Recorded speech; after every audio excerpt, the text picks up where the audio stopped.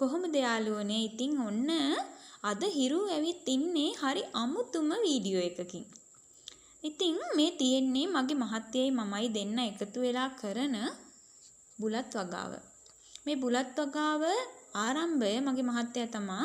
එයාට තමා ඕනකම තිබුණේ බුලත් ටිකක් හදන්න. ඉතින් එයා මට හදලා දුන්නා. ඉතින් එයා ගිහිල්ලා එනකන් මේ වගේ වැඩ කටයුතු ටික මම තමා කරන්නේ.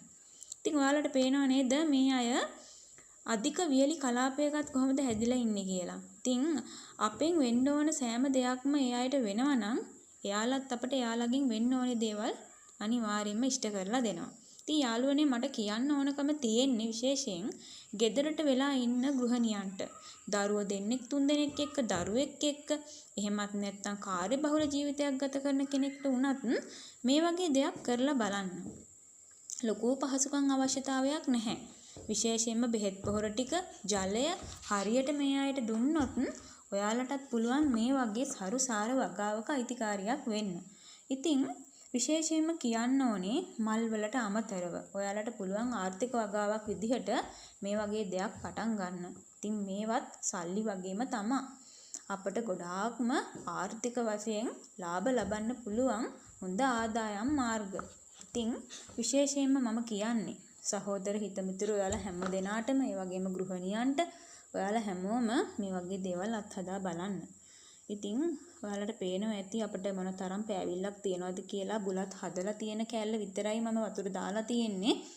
අනිත් කෑල්ලේ මම වතුර දාලා නැහැ. විශාල මේ පෑවිල්ලක් තියෙනවා අපිට මේ දවස්වල. වැස්ස බලාපොරොත්තුෙන් තමයි අපිත් ඉන්නේ.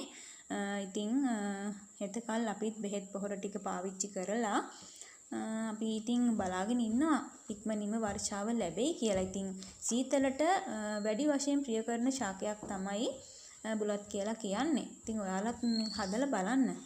ආර්ථික වගාවක් විදිහට බුලත් වගාවක් කරලා බලන්න. පුළුවන් පුංචි ඉඩක හරි මේ වගේ දෙයක් කරන්න.